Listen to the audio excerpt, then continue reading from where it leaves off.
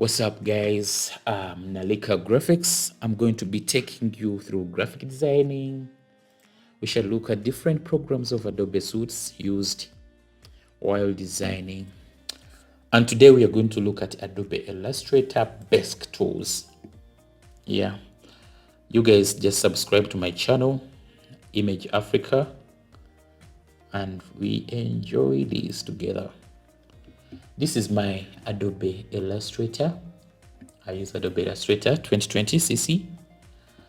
As we're looking for the basic tools used, let me create some new page here as I demonstrate the use of this tool.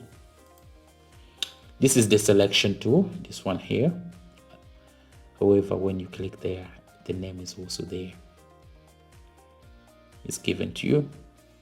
This one is used to select objects.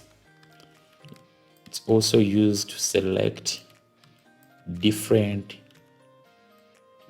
shapes, and you drag them where you feel like they are important, or that where you feel like your creativity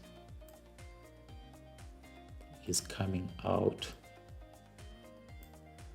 for your design. Okay, we have the pen tool. This one's used to draw lines or path to the end anchors. Under it, there is anchor point. This one selects the anchor point. See, there's some creative stuff on your artwork. We have the M tool. This is the rectangle tool.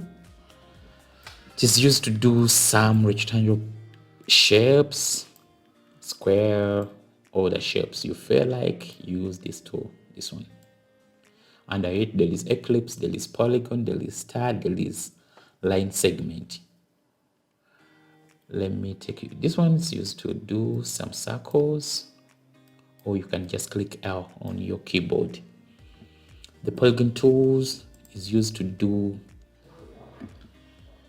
create a shape of many sides, or you can create like something like 10 sides, object with sides, different sides, 10, 20. You can also create 20. You see, this one has 20 sides. You see. And then we also have T. This one is used to add text on your artwork. Add text on your artwork. We use the T tool. Make them big. You hold a shift, you click on one of the point, and then you drag down, you drag up so that you create the text. We also have the under T, there is type on the object. There's also type vertical. Once you click for it, you type when everything goes down. See, that is the T tool or type tool.